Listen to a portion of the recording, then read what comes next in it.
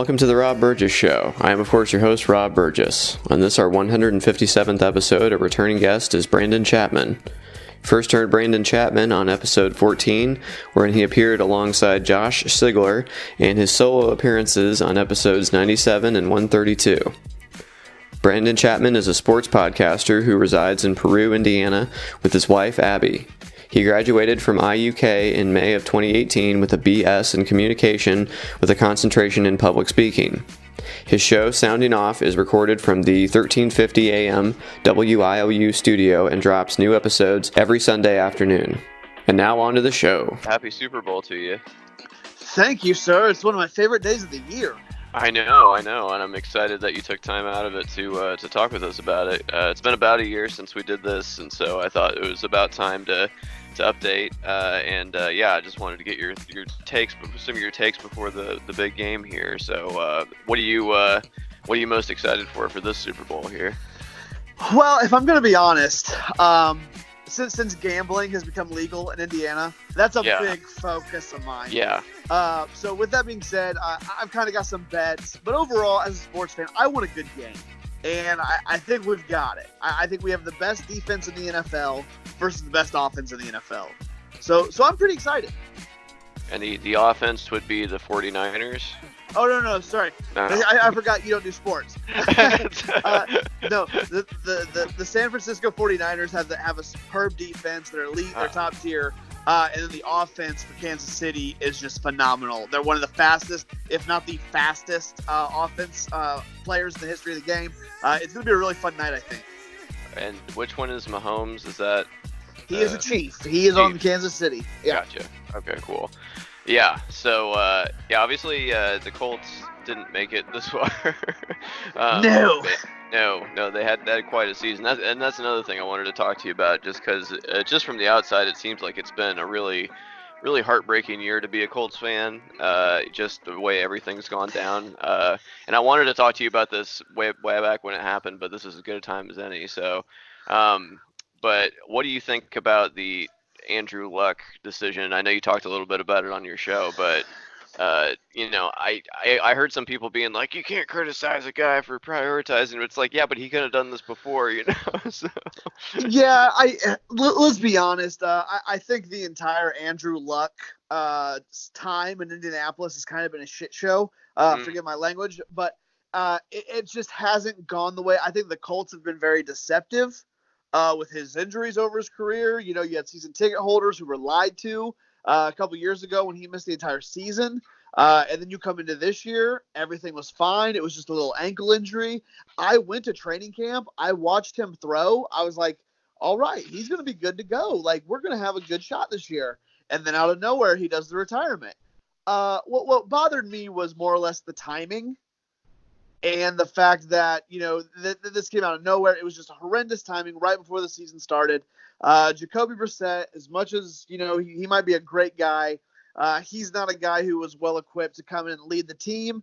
And I think that showed this year. And I think that goes to show why the Colts will be looking for a quarterback in the early rounds of the draft come April. Well, and that's the other thing too, wasn't it? Isn't that he wasn't bad enough to be like, because if you get a really bad record, then you get a really high draft pick, right? Yeah, he wasn't bad enough to really benefit us. Yeah, exactly. It was just kind of middle of the road bad, right? Yeah, you were bad enough to miss the playoffs, but you were too good to get a top 5 pick. So it's like kissing your sister at that point, man. It's there's nothing good came from it. But like, as far as the rest of the Colts lineup, like, how is it, like, besides the quarterback? I know that the defense has been a problem at some points in the past, but well, that's finally the thing that's kind of been shored up. I mean, they've done a really good job at addressing that and putting key players in. You got Darius Leonard, who was like a 3rd or 4th round pick, and he was Rookie of the Year. He's gone to the Pro Bowl twice. Quentin Nelson coming out of Notre Dame, being a big Irish fan. I love him adding him to the offensive line. I mean, it feels like the Colts finally got everything kind of in place. It's been a weakness over the last 5 years, except at quarterback. Mm-hmm. If you don't have a quarterback, you've got nothing. What is Jacoby Brissett's biggest weakness then, as a quarterback? It comes down to, for me, is it decision making? Is it the coaching staff not letting him turn it loose? I don't know. I'm not in that locker room. I don't know if they're handling him with kid gloves. I don't know if you told him to go out there and give him an opportunity to kind of do what he wanted, if that would change things. I just think that he probably, for being thrown into the fire, not expecting to start. I mean, just this essentially was a rookie year for him. His first time really going out there and getting action. There's just a lot of things that you can kind of question or you don't want to talk about. But I think there wasn't anything that showed you, hey, this is our 10-year guy. Or, hey, this is our guy who's going to lead us forward in, the next 5 to 10 years. There was no signs that this guy had something special. I think it was he's a little more than a backup, a little less than a starter. We know what he is, and now we have to move forward accordingly. Mm-hmm. So, going back to the Andrew Luck thing, do you think the Colts could have done anything different as far as, you said he had a lot of injuries, and I think a lot of those were like kind of off-season stuff, right?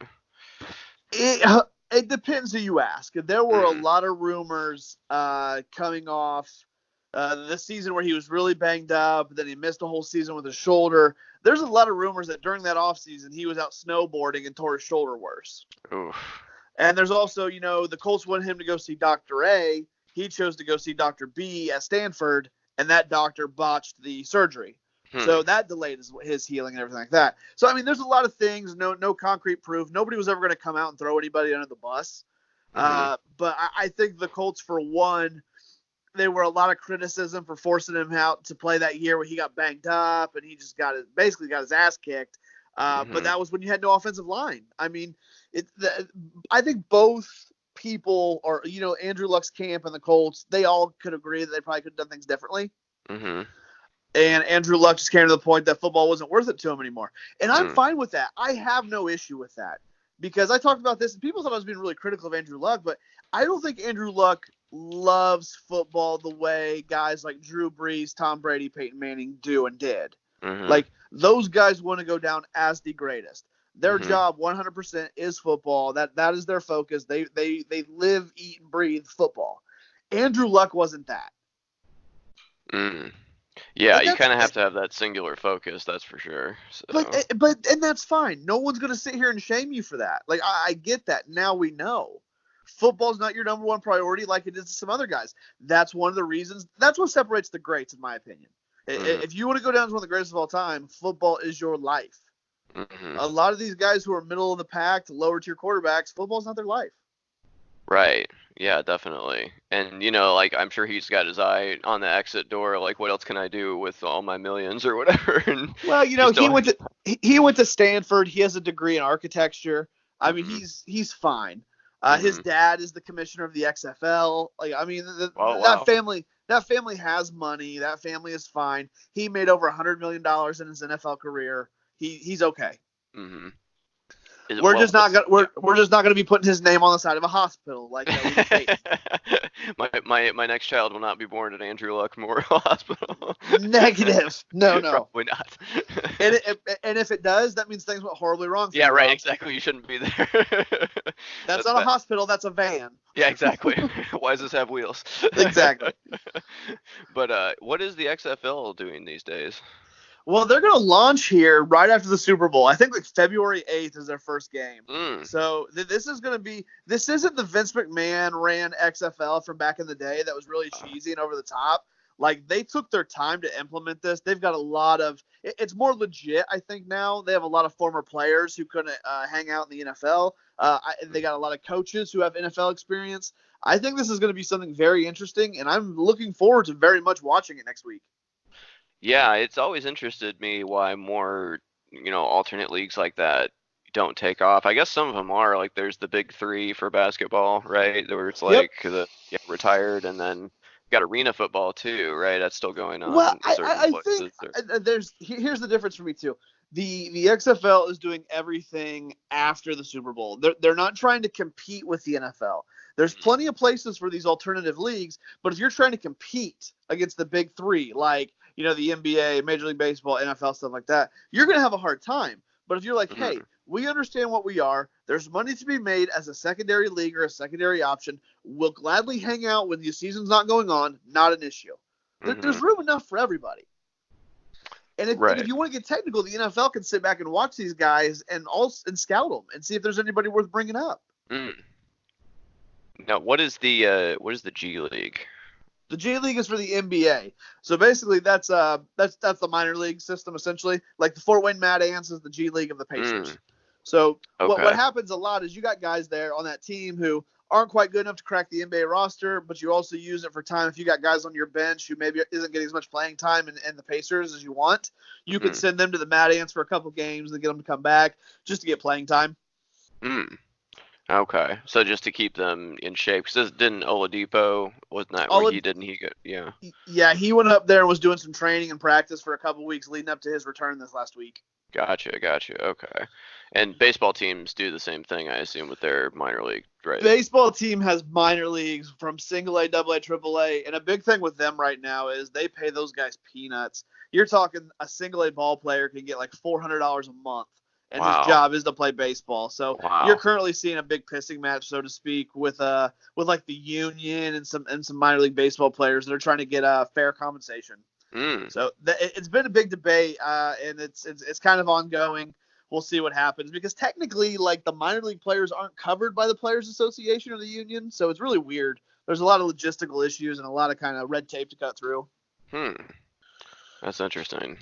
But yeah, a lot of people go over to Europe too, right? And other places around the world. Do people still get noticed when they go to places like that, like Italy and whatever? You've got some guys who won't make the NBA here and they'll bounce over to Europe or China and they can make good money. They can have a very good living over there playing basketball because American basketball is so popular. So you could be a college star, not make it in the NBA, but guys over in Slovenia or something like that know who you are and they'd love to have you there. So Mm-hmm. you see guys might pop back over every now and then, but there haven't been a whole lot of guys who have went over and made a career in Europe and then came over and had a career in the NBA. Mm. I mean, Right. not unless you're like born there. Like you've got guys who like Dirk Nowitzki and all those guys. They played high school ball and everything leading up into Europe, and then they got drafted over to the NBA. You don't see guys who don't get drafted to the NBA go to Europe and then come back over. Mm-hmm. Right. Well, on to one of your favorite subjects, the NCAA. I Oh know there's, Jesus! I know there's been a lot of controversy about, was it likeness rights that they're fighting over, as far as like the players getting to profit off their images? Is that what people are trying to push for? California really stepped up. As much as everybody hates California, this is the one Mm-hmm. thing where I'm going to say they did something right. Mm. This is really forcing the hand of the NCAA. You've got other states who are trying to move the process along too, like Florida and Pennsylvania.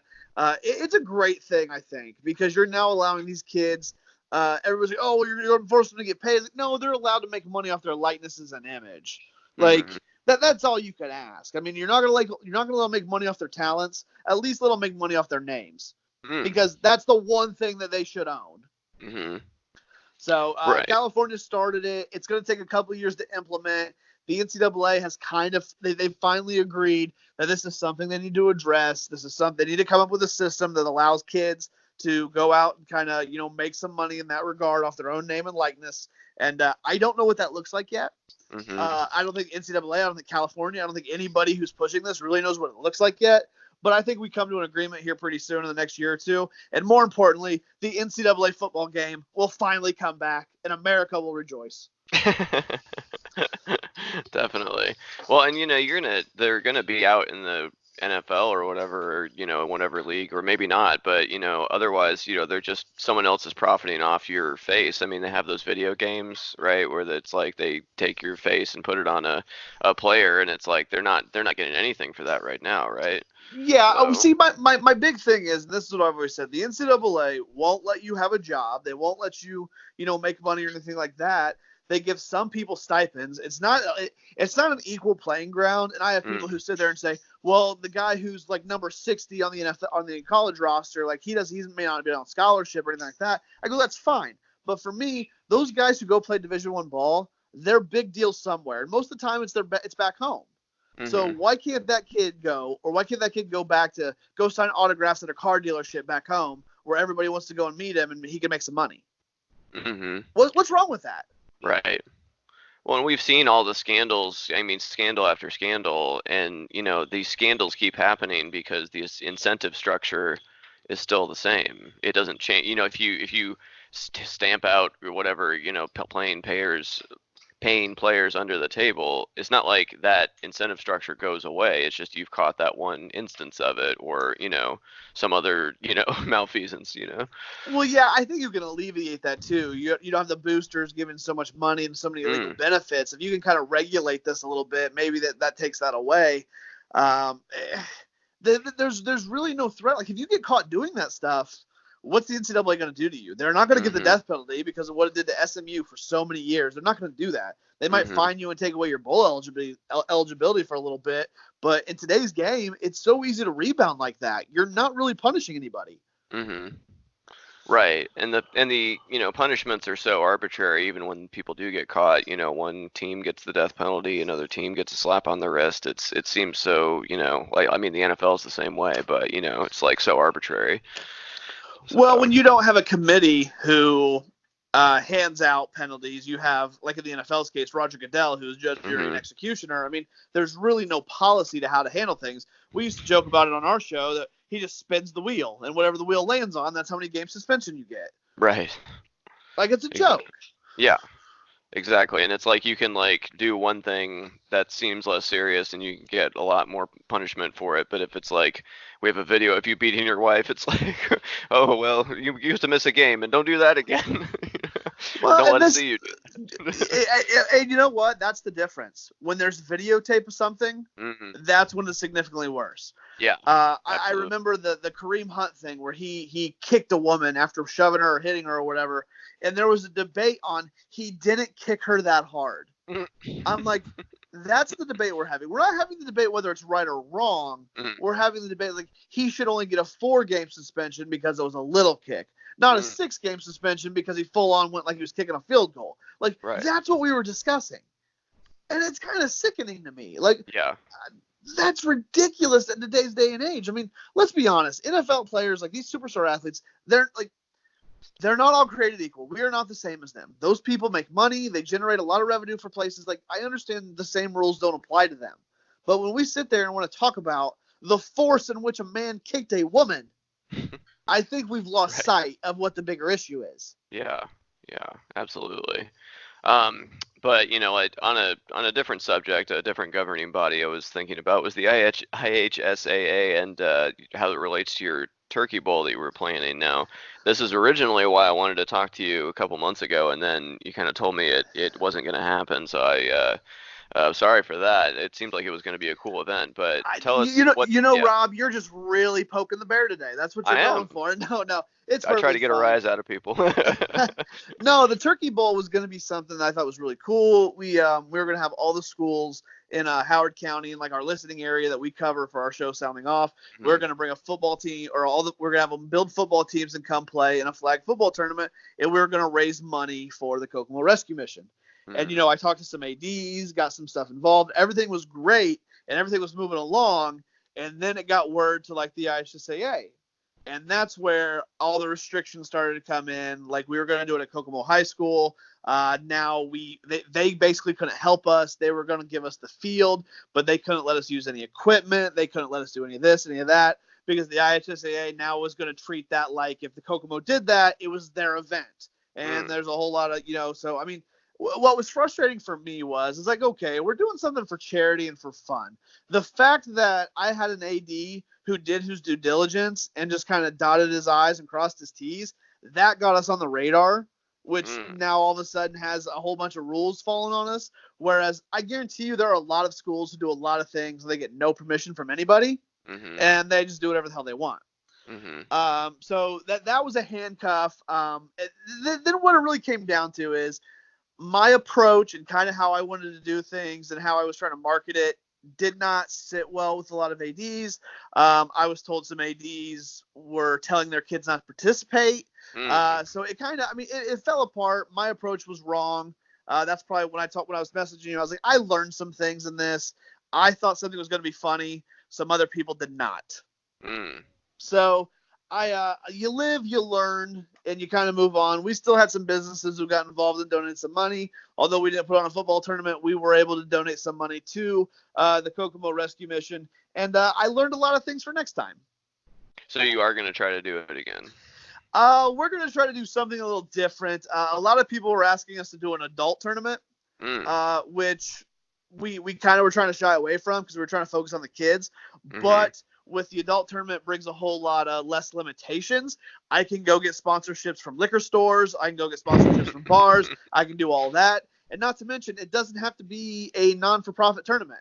We can raise money. We can keep some money to kick back into our show, and then we can donate wherever we want.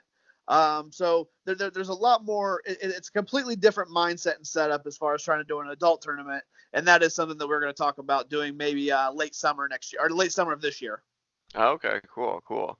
And this originally sprung from a tournament, or not a tournament, but a game that you do around Thanksgiving, right? Just kind of friends and stuff. Yeah. We were going to do this tournament the day after Thanksgiving. We call it the Turkey Bowl. Me and some friends, we've been doing it since we were like 13, 14 years old. So we were just kind of spinning off that. And that's where it all came from. And then it just kind of, I was going to go on vacation like a week or two before that, and everything had just kind of crumbled right before. And I'm going to tell you, like, it felt like a giant weight was off my shoulders. I'm like, okay, I don't have to worry about this anymore. It's one less headache that I don't have to deal with. And, but no, as disappointed as I was, I learned a lot of things from it. Right. Well, in some ways, it's almost the most satisfying feeling when you make plans and then suddenly cancel them at the last minute. It's like, oh, dude, that is adulthood to a T, man. Trust me, if I don't have to leave the house, a lot of the times I'm down. Oh, for sure. And on another topic I did want to touch on, since it just happened, but you addressed this on your show, but Kobe obviously was a huge thing. It was definitely just saw the alert and I was like, wow, I did not see that coming. Just so, and me not even being a sports fan, it was just like, wow, that's amazing. I didn't realize how big a part of the culture that Kobe was until he suddenly wasn't there anymore. Yeah, what were your thoughts when you first heard that? It was devastating, right? First of all, it came out of nowhere, and I honestly, it took me about a week to really kind of process and figure out like how to deal with it. I wasn't a Kobe fan growing up, but Kobe's been my whole life. Like, he came in the league. He's only 8 years older than me. He came in the league in '97. I was 11 years old. Like, I watched Kobe his entire career. You had Michael Jordan. As Michael Jordan was fading out, there was Kobe Bryant, and then LeBron came in. Like, Kobe doesn't get the respect as being one of the top 5 or 10 greatest players of all time. And this was, although I never met Kobe or anything like that, like, this was the first time anybody at that caliber of a player that I watched and was such a big part of my life had, died or had anything like that happen. So, like, I sat there and I was like, this is insane. And then you start adding the fact that his daughter was with him. It just became so much more tragic. And I kind of got into some discussions with people because after he died, the rape stuff immediately came up and people were posting that. And you're like, you're all grieving a rapist. Calm down. Like, let's not get crazy here. I understand if you want to talk about and tell the entire story of Kobe Bryant, yes, you have to talk about the rape case in Colorado. You have to. But that's not what we're doing right now. Literally, the day after the man died, we're trying to celebrate his life, and everybody's kind of shitting on it as far as, hey, he's a rapist. Why are you guys all celebrating a rapist? I'm like, that is a small part of what Kobe Bryant has done for the game of basketball. He's a global icon, and then his life after basketball, if he did, I said this to somebody, I go, if he did rape that woman, everything that he's done since has been a repentance as far as what he's done to give back to the community. He's been very involved in trying to raise underprivileged families as far as like getting them out of the gutter and everything like that. He's done a lot of things for women's sports. I mean, Kobe he'd been a feminist ever since that rape case. So I don't know if that was a change mentality for him or whatnot in that regard, whether it happened or not. But what this guy did, like, the good outweighed anything bad he did. And let's be honest, he was a dick during his time playing. People didn't like him. His own teammates didn't like him. But his second career after basketball, it was a different Kobe Bryant. It was a very positive, a very lighthearted, a lot of smiles, doing interviews, like a really positive influence he had. And then for that to end, he was 41 years old, man. He was just getting started.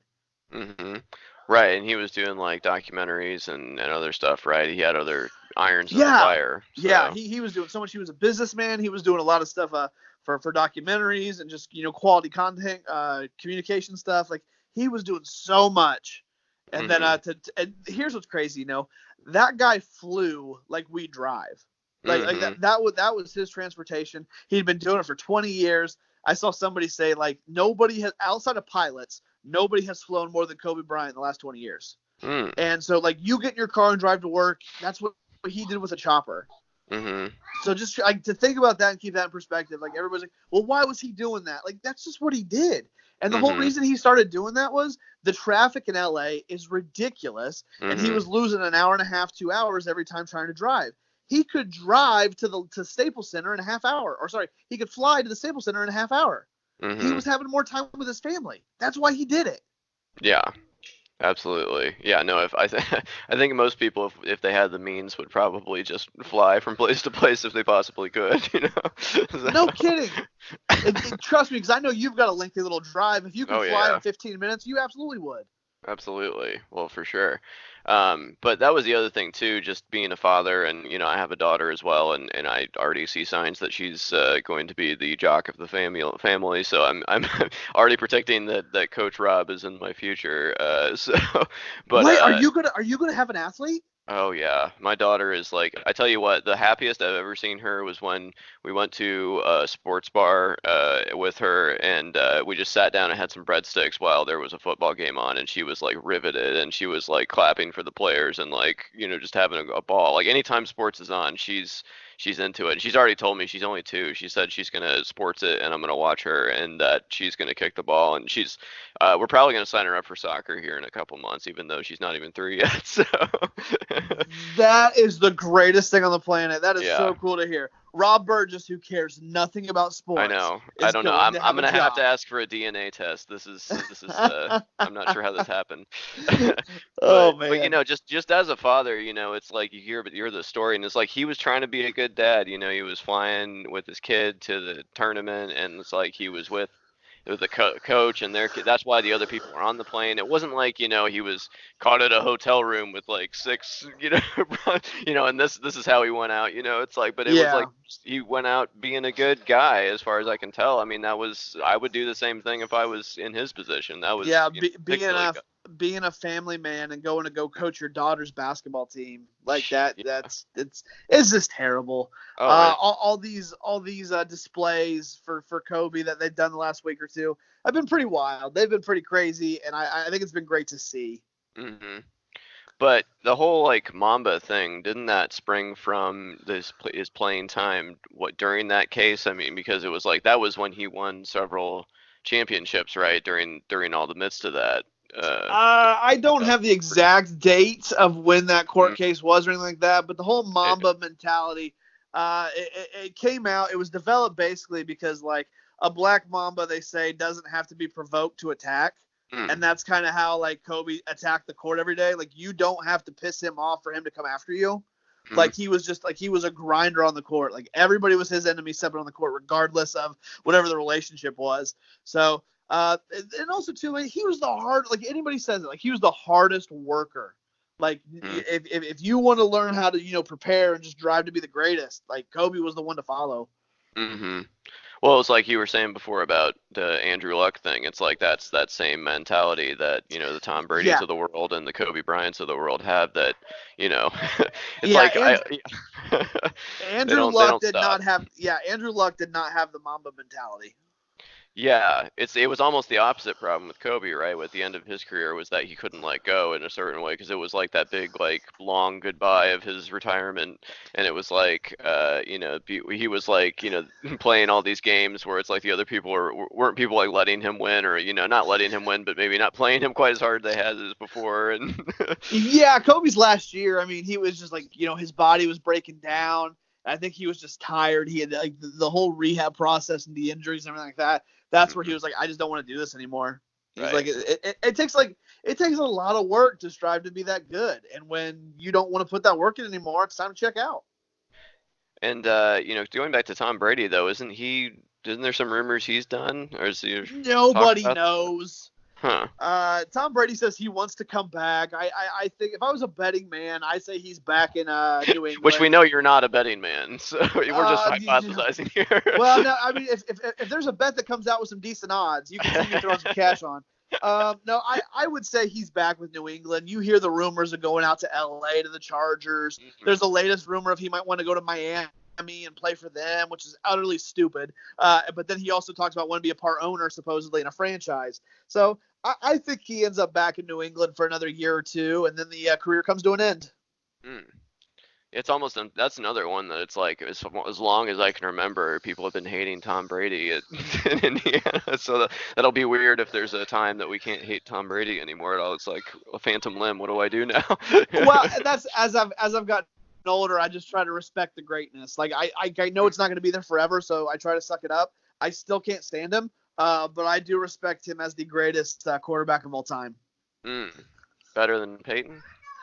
Yeah, just when you talk about the rings, Peyton is right up there at number 2. But when you talk about Tom Brady coming back from 28-3 against the Atlanta Falcons, he's the GOAT, man. I mean, there's no argument about it anymore. Peyton may be the greatest statistical quarterback of all time, but man, Tom Brady is he's the winner. He trumps Montana, he trumps Peyton, he trumps all those guys. Yeah, well, going back to the gambling though, I always think, man, I'd like to get like some kind of like inside line one time, because I don't know, you know me in sports, but like, if anyone ever told me that somebody was going to throw the fight, or you know what I mean, or if I knew that someone was going to win, I was like, man, I'd love to just put some money on that. But I know the first time I try, I just fall flat on my face. So you know what you're talking about. So I think you're probably a little more comfortable gambling, but you wouldn't recommend getting into it unless you know what you're talking about, right? Look, I've done a lot of homework the last 2 months, and I still do some homework. I follow some guys who give picks who are pretty credible.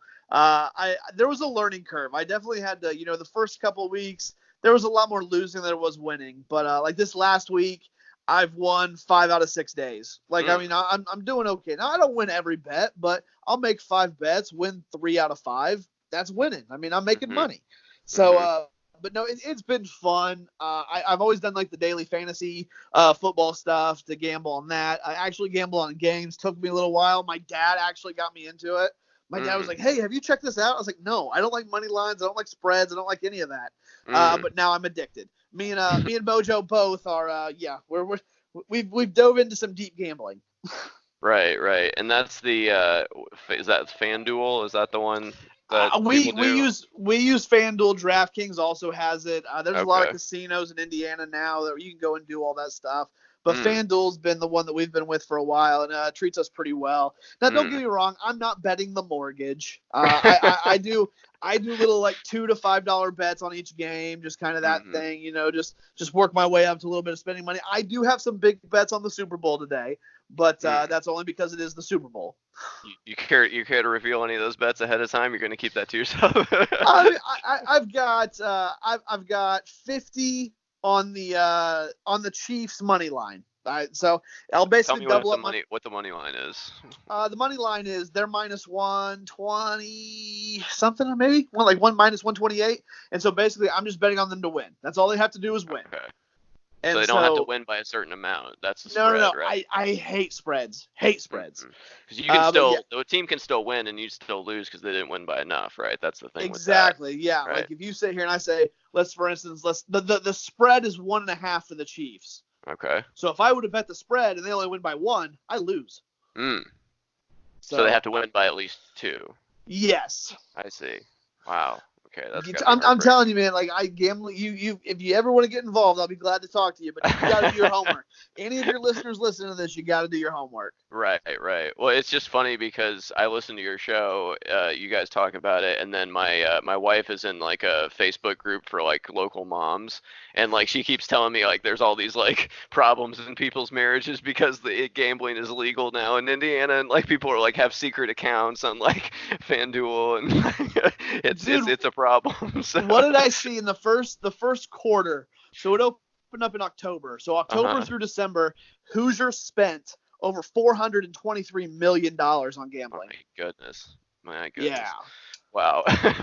But actually, it's funny because I got my wife signed up too. So my wife does it as well. Okay. See, that's the key to a happy marriage right there. You're in it together. I like it. Yeah. The family that gambles together stays together, and also when shit goes goes bad, you guys live in a cardboard box together. Yeah, exactly. Just together the whole way. Exactly. Now, what are prop bets?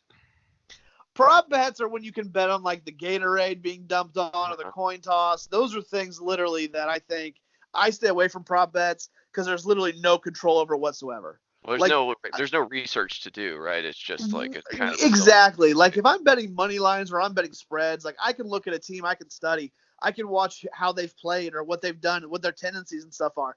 Prop bets, I literally have no guess. Like you're literally talking about what color Gatorade gets dumped on the coach or the coin toss or how long will the anthem be. Like those are things that are just like, no, I'm not going to piss away money. It's literally 50-50. Right. Yeah, well, maybe I'd better do some more research before I put any money out there, because, yeah, that was one of those things, like, I've always, like, thought, man, I could never be a gambling addict, just because, like, winning is great, but, man, just that empty feeling when you've just lost all the money you put in the middle, it's like, that doesn't ever seem appealing to me. I look at the people who buy lottery tickets religiously, like, I just look at this, like, this is a better investment for me, because I actually know stuff about sports, and I can make educated guesses. If you're buying lottery tickets, you literally have no idea. Whether it's a scratcher, whether it's a regular like Powerball pick or whatever, you have no control over that whatsoever. Whereas I can look at that and I can gauge my knowledge off teams. I can look at analytics. There's so much information out there. Like and that's the key. Like you look for the information, you find it. I've got a website that shows me everybody's record against the spread. So you can sit there and bet like, okay, this is a safer bet to go with them because they'll cover the spread, like that kind of thing. So there's so much information. But I mean, things can still happen where you do all that research and something goes this way or that way, and then it's like all out the window. Absolutely. We dealt with that with fantasy football for daily. Like a guy gets hurt and he misses the game, or he goes out in the first quarter, and then what do you do? Like that definitely changes everything. That changes the likelihood of a win. It changes the likelihood of the over/under. It changes everything. So it's called gambling for a reason. there's no sure things, and so that's what I've learned, and that's why you can't get pissed off about a bad beat. You just kind of go, yep, that's a bad beat. You move on. Right, definitely. But as far as who's playing the Super Bowl halftime show this year? Shakira and J-Lo. It's like it's teenage boys. Like when we were teenage boys, it's our dream. Yeah, so, I was gonna say 1999 is calling. It wants its Super Bowl back. Like I've seen things like if there was ever gonna be a wardrobe malfunction, let it be tonight. Like I'm like this. If you see Justin Timberlake sneaking out from one of the sides, you need to be careful. Yes, you need to be prepared. Yeah, I remember that was the first time I was at my friend Tony's house, and that was the first time I ever saw TiVo. Was that we all were kind of half watching, and then like wait a second, what just happened? And it was like rewind. Oh, there's that malfunction.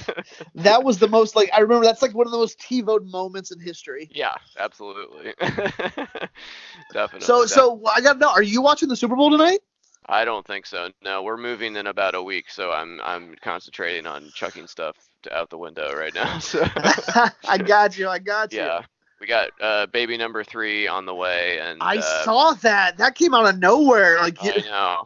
Believe me, we weren't expecting that. I mean, we weren't trying not to have it happen, but we weren't trying to have it happen, if you understand me. I was going to say, Rob, you know how those things happen, right? Like, I mean, I'm starting, the third time around, I'm starting to get the connections here. I mean, the first 2 should have been an indicator, but, or at least the first one, because we don't know if the one's yours with the whole sports thing, but at least with the one, you should know. Yeah, we got to wait for the results to come back on that one, but yeah, we're 23andMe. Is that what you're gonna do? 23andMe, your 2-year-old. Exactly. Yeah, we're gonna have to. I don't see a sports gene on here. This is concerning. But yeah, no, we got number 3 coming up and due in April, so we're trying to move before that happens as opposed to after, because we're trying to get the kids situated into their various rooms and whatnot before it all happens. So yeah, but no, I'm not watching. I'm gonna be frantically throwing away things. So I'm sure I'll catch some of the commercials and stuff later on, and I always like catching the good ones from that. So yeah. Well, what's your favorite Super Bowl halftime show ever, like in history? Me and the wife, we were just talking about this the other night. Back when MTV used to run it, and I don't know if you remember this, but it was NSYNC, Britney Spears, Aerosmith, and Nelly. Oh, of course. Yeah, I remember that one. Yeah, that That was great. that might have been like the most electrifying show they've ever done. Like that was wild. And then of course we have one booby out, and everything gets conservative all of a sudden. Exactly.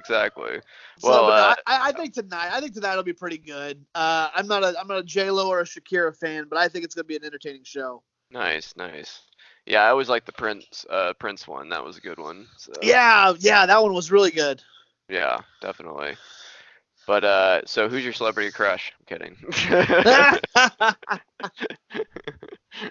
Um, but yeah. Well, yeah, that's most of the stuff I wanted to talk about. What music you been listening to lately? Have you listened to the new Eminem album? No. Is that the didn't it just Music come to out? Yeah. Music to be murdered by. Okay, I heard about it. Is that the new album? He's got a whole album out? He dropped a whole album out like Oh last wow. weekend. Yeah, like Oh two wow. weekends ago or something like Okay. that. Yeah. It's I listened to it the first time and was like really kind of conflicted, and then I listened to it again and it was solid. Like it's really good. I recommend it. Uh-huh. Yeah. And then also too, like Funeral by Lil Wayne just dropped. I Oh have not nice. listened. I haven't listened to that yet. It's on my list. I'm gonna listen to it this week when I'm driving around for work. Oh nice. Damn, that's two good ones to check out. Nice. Yeah. Awesome. How Cool. about you? What? Anything you got to recommend? Oh no, I've just been listening to kids' music. You wouldn't want to know any of my picks. Well, I just wonder because you got that drive. You got that decent little drive every day for That's work. I didn't true. know if you were if you were bopping anything. I'm just listening to sounding off, man. That's all I do. You're awesome, man. I appreciate this so much. Oh, When you reached out, you're like, "Hey, you want to talk?" I was like, "Absolutely, let's do it." for sure. Yeah, that's great. And hey, I appreciate that you're expanding out on your interviews too, because you got the cheerleaders on there. And I have a whole new respect for cheerleaders after I saw. Did you see that Netflix documentary about cheer? These cheer. Have you watched this yet? I haven't seen it yet, but I know what you're talking about. Yeah.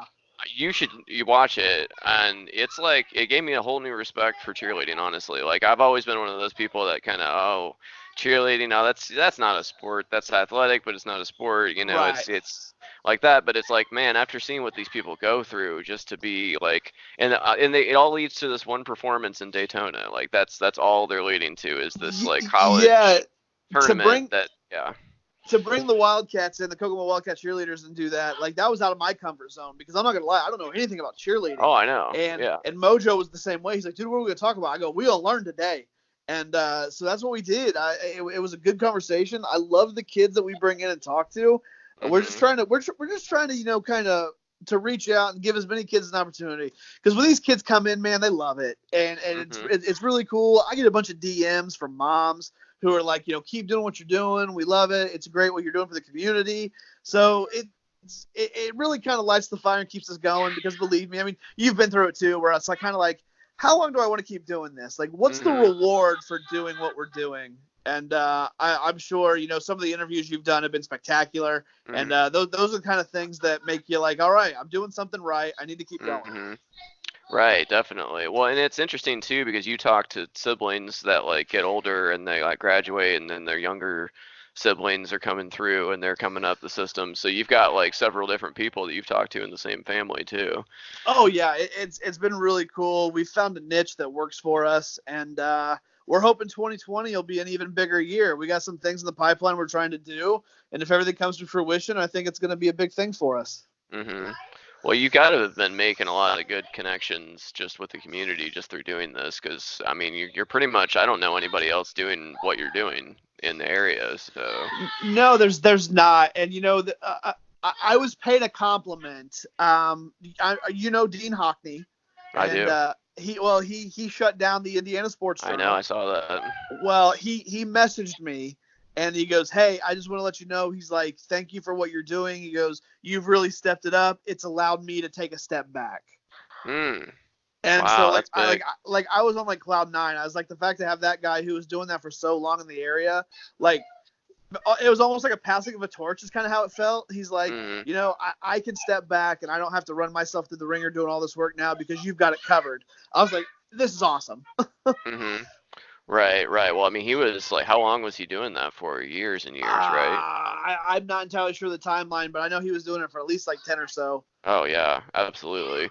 Well, that's one of those things where it's like you have to do the things like that because you like doing them. Of course you want it to like be as popular or as well received or whatever is possible. That's, why you publish stuff, but you can't keep doing it for that long and not do it for other reasons that have to do Right. with what you get out of it. So yeah, trust me, there's days where it's like, why am I doing this? But then, it's like the right time. Like I get a DM or I get a compliment from somebody, and it's like, all right, lights the fire again. Let's go. Mm-hmm. But you have younger siblings that are still in high school? Is that right? Do I? Do you? I No, thought you no, had no, no. do you have like younger relatives though? Because you go to some games, right? I've got a nephew who plays Okay. sports. I go to a lot of his stuff. Gotcha. Okay, that's who it was. But you're able to make it to some of these games though, right? Too, and see these kids play live. Yeah, I try to go to as much as possible, but there's so many events. Like my wife would kill me because I'd be gone every night. There's literally stuff every night. So, for instance, like wrestling sectionals just started. They were yesterday. Regionals is at Peru next Saturday, and everybody from Howard County will be there. Mm-hmm. I'll go to that tournament because I can watch everybody. Mm-hmm. I've gone to basketball games where like Kokomo's playing Eastern. Like Howard County teams are playing each other. That way I can see multiple teams. Mm-hmm. Because trust me, there's a lot going on, and it's hard. Like I don't get paid to do this, so it's like pick your battles of where you can go and what you do. Right. Now you do the Player of the Week every week, and has that been controversy at all about who you picked? I mean, has there been some hurt feelings?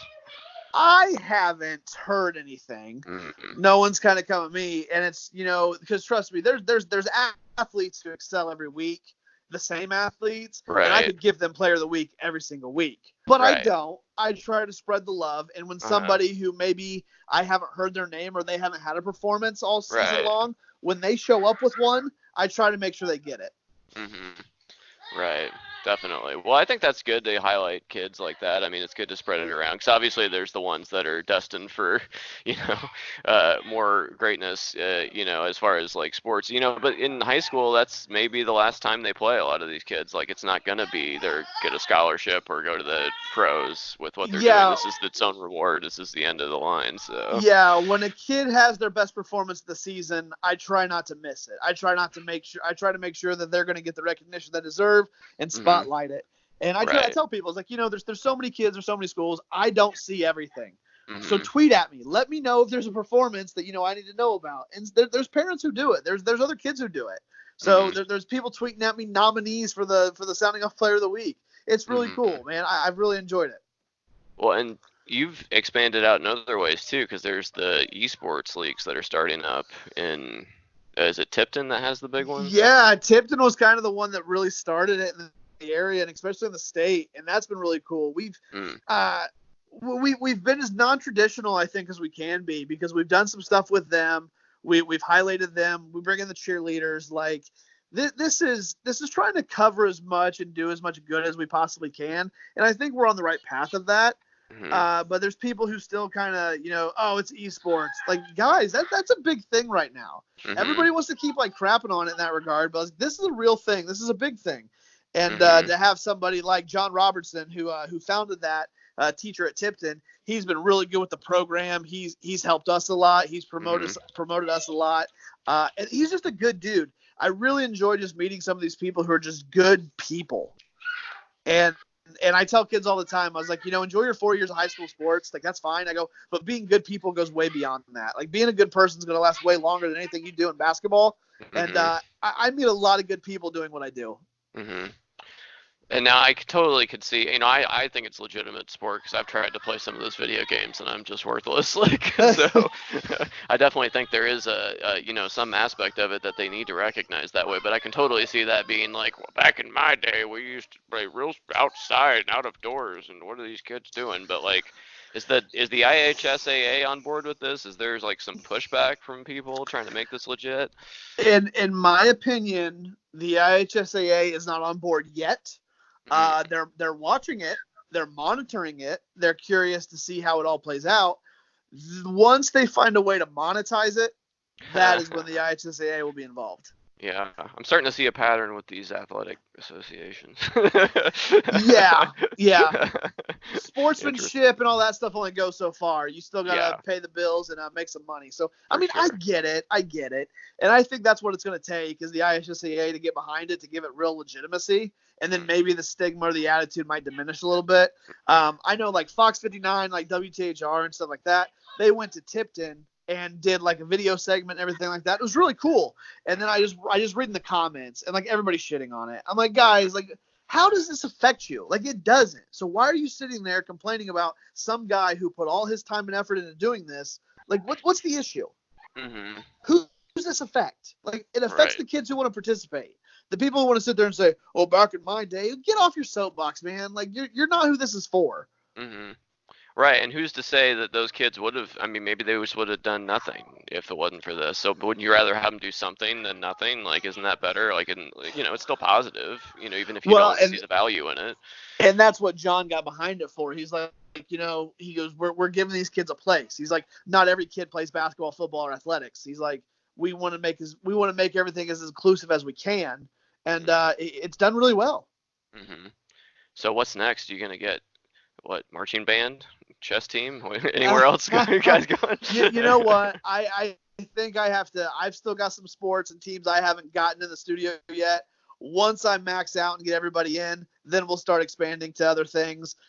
In the meantime, we're still trying to do our due diligence, and I've still got a couple of white whales out there that I haven't landed yet that Cool. I'm diligently working on. Okay. All right. Sounds good. I know you've mentioned a couple of them, but I guess we'll wait and see who you can actually get, right? I know it's all a matter of that. So. Yeah. When I get stuff scheduled and get people locked in, that's when I'll let you know. Hmm. How about you? Do you got anything big coming up? Oh man, I'm trying to get. This is like one of like 4 podcasts I'm trying to put out today. So because we got the Iowa caucuses tomorrow. I've been watching and listening to the debates with my friend Jonathan and trying to get all those podcasts out before the actual voting starts. So I'm just that's all on. My eyes are crossing. I'm so tired. I'm trying to put those out. So you expect a few multi-hour podcasts in your feed along with this one here in the next 24 hours. So. Hey, there's nothing wrong with that. I appreciate the love. I always support you. You've Oh supported us. yeah, for sure. It's been really great. And I always tell people, man, you're one of the reasons I got involved. You're one of the reasons I got started. Wow, well, thank you. I appreciate that. And it has to be something else that you're doing right other than just sports, because you've gotten me to listen to a sports podcast for years on end now. So that's got to be a testament to something you're doing right, because I can't say I would have done that if you weren't putting the pieces together. So. Well, and I think that's too, because we're talking to the kids, we're talking to people. We're not Hmm. sitting here like talking Yeah, about basketball and football all the time. sure. There's always a little bit of that. But it's Hmm. also, like the kids' experiences and views, and the same with coaches. I mean, we're learning about people, and that's I tell people all the time, I don't debate. I like to have discussions, Hmm. and I love to have discussions with people and pick their brains and find out why they are the way they are. And Hmm. so that's why I think the interviewing has always come so easy for me. It's just the fact that we're just talking, and I just want to learn about you and learn as much as I can. When Hmm. somebody's interested in you, it makes it real easy to talk. Right. Absolutely. And I'm not, I'm talking to very little kids, but the children of today are a mystery to me. So it's interesting to learn about what the youths are into. Well, and that's the thing too, man. I don't feel like I'm that old, but when I talk to Uh-huh. some of these kids, and I've had a kid say, "Oh, I'm into some classic rock from like 2005," and I'm like, "I want to hit you." Like you're talking 2005, dude. Like I was 19 years old. Calm it down. We're not going to Yeah. sit here and act like that's classic rock to me is the 80s, Bob and Tom, and you're sitting Yeah. here going to tell me like that third Nickelback album. Get out of here. Come on, look at this photograph. Exactly. Back in the good old days of 2005. Dude, I'm telling you that there's been times where Mojo and I look at each other and we're like, wow.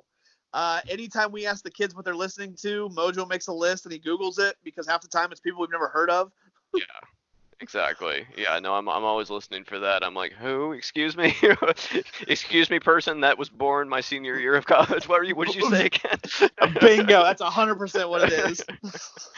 But hey, well, I'll let you get to it. I've taken up enough of your time. Have a good Super Bowl here, and yeah, I'll keep listening for everything you do, man. So. Hey, man, I appreciate it. I love what you're doing too, man. I think you do a really good job at crossing a lot of different areas. I know you do like a lot of political stuff as well, but I mean, you're covering a lot of bases, and I think you're doing a great job. Well, thanks. I sure appreciate that. And yeah, eat a lot today. I assume you're going to have a fairly good spread, right? Oh, it's going to be a good day. That's awesome. All right. Well, I'll talk to you soon, Chad. All right. Thanks, Rob. Have a good one.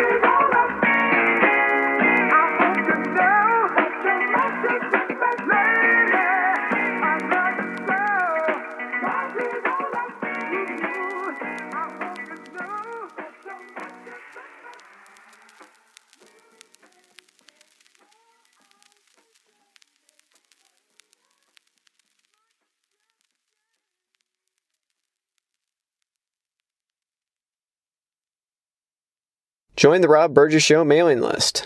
Go to tinyletter.com/The Rob Burgess Show and type in your email address. Then respond to the automatic message. Also, please make sure to comment, follow, like, subscribe, share, rate, and review everywhere the podcast is available, including iTunes, YouTube, SoundCloud, Stitcher, Google Play Music, Twitter, Internet Archive, TuneIn, RSS, and now Spotify. The official website for the podcast is www.therobburgessshow.com. You can find out more about me by visiting my website, www.thisburgess.com. If you have something to say, record a voice memo on your smartphone and send it to therobburgessshow@gmail.com. Include voice memo in the subject line of the email. Also, if you want to call or text the show for any reason, the number is 317-674-3547. Until next time.